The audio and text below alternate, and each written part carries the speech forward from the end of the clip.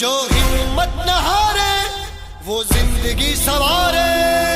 चल दिखा दे सारी दुनिया को तेरी सांसों में भी है आधी। आगे बढ़ा तू अपने कदम, आगे बढ़ा तू अपने कदम।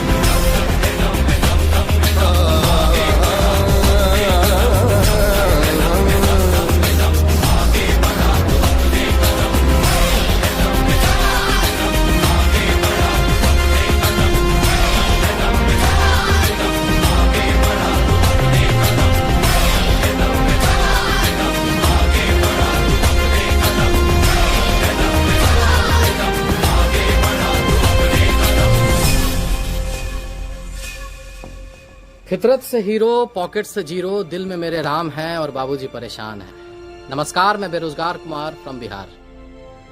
मैं आपके गली का वो लौंडा हूं जो घर पे गुमसुम चुपचाप है, लेकिन फेसबुक, व्हाट्सएप, पबजी के दुनिया का वो रॉक स्टार है। 4 साल पहले एक सस्ते इंजीनियरिंग कॉलेज से निकला एक निकम्मा इंजीनियर, फिर वही जीके जीएसटी रटता हुआ जो आपको अक्सर ट्रेनों में ल्यूसेंट का पन्ना पलटता हुआ दिख जाता है।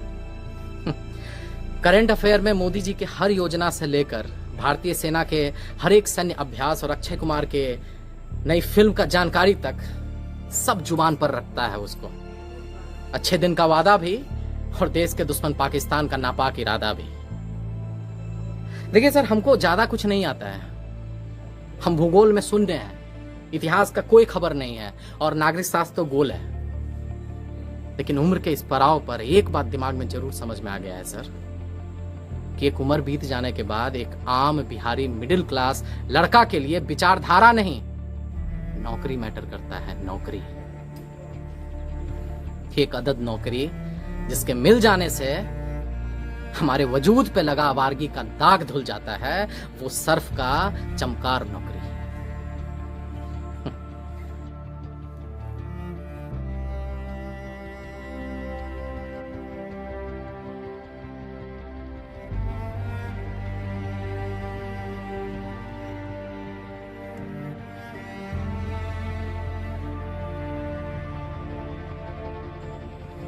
पहले आईएएस और उसके बाद एसएससी और फिर से फ्रस्ट्रेशन का ई लेवल हो जाता है कि सर रेलवे का गैंगमैन से लेके लोको पायलट का फॉर्म भरते भरते हम लोग अपने सेल्फ एस्टीम का ऐसा बत्ती बना लेते हैं कि रात में जब टेबल पे बाबूजी के साथ खाना खाने बैठते हैं ना, तो परवल तक नहीं घोटाता है सर।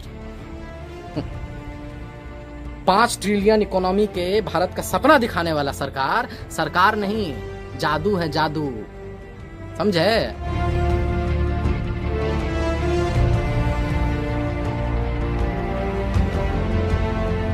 2 साल से वैकेंसी निकला हुआ है, एग्जाम नहीं ले पाए हैं। लेकिन साला फॉर्म का पैसा घुरा घुरा के जिले लाही खैरात बांट रहे हैं।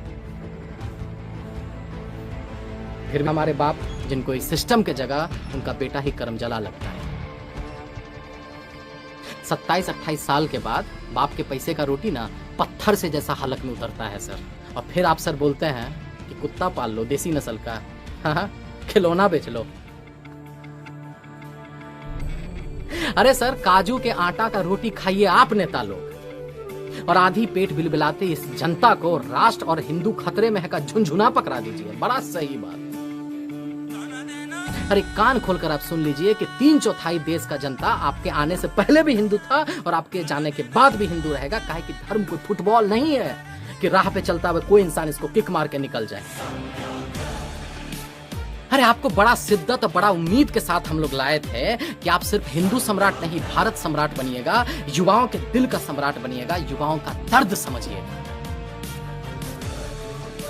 लेकिन जब सरकारी नौकरी के साथ साथ रेलवे स्टेशन तक बिकने लगे, जब 3 महीना में 18 करोड़ युवा अपना रोजगार खो दे और जब विश्व में 4था नंबर पर अंबानी पहुंच जाए, तब लगता है सर कि दाल में कुछ न कुछ तो काला जरूर है। टीवी पे मरने वाले एक्टर के लिए जस्टिस का शोर तो है, लेकिन साला भारत के कोने कोने में लाखों युवाओं के एक अदद नौकरी पाने का सपना बढ़ती उम्र के साथ जो हर रोज मर रहा है, उसके लिए किसी को घंटा फर्क पड़ता है, उसके लिए कहीं कोई शोर नहीं है। हमको पता है आपको बहुत बुरा लग रहा होगा सुन के, एकदम परपरा के लग रहा होगा, लेकिन क्या कीजिएगा सर? अरे क्या कीजिएगा? जब पेट में भूख और आंख में बेरोजगारी का जलालत हो ना, तो मुंह से भजन नहीं गाली ही निकलता है। अरे जिस युवा ने आपको इतना प्यार दिया, इतना प्यार दिया, जो आपकी लंबी गाड़ी और बढ़ी हुई दाढ़ी के सामने जो नतमस्तक हो गया, उसको आप पकौड़ा खिलौना बेचने का उससे भद्दा मजाक करते हैं आप। अरे आप तो गुजराती हैं ना सर, आपको तो पता होगा कि इस मुल्क में एक रेडी लगाने के लिए पुलिस वाले को कितना चंदा और हफ्ता देना पड़ता है, और तब आप बोलते हैं कि आत्मनिर्भर बनो। अरे रचाइए ढोंग, दिखाइए सपना। अरे आपसे पहले भी आया था एगो तुगलक, जिसका सपना और नियत बहुत साफ था, लेकिन जमीन पर आते ही ना टै बोल जाता था। अब कमेंट सेक्शन में कुछ लोग हमको गाली देगा, एंटी नेशनल बोलेगा, देशद्रोही बोलेगा। बे बोलो, अगर साला अपने ही देश में, अपने आजाद मुल्क में, अपने प्रतिभा के दम पर अपने ही सरकार से सरकारी नौकरी मांगना गुनाह हो जाता है, एग्जाम का डेट का हिसाब मांगना गुनाह हो जाता है, तो हम हैं गुनहगार, और हम ऐसा गुनाह एक नहीं 1000 बार करेंगे इस देश के युवाओं के लिए। तुम रहो अपने नेता का चाटने में, और इस देश को महान बनाने में हम इन युवाओं के साथ खड़े और युवाओं के साथ रहेंगे। जय बिहार।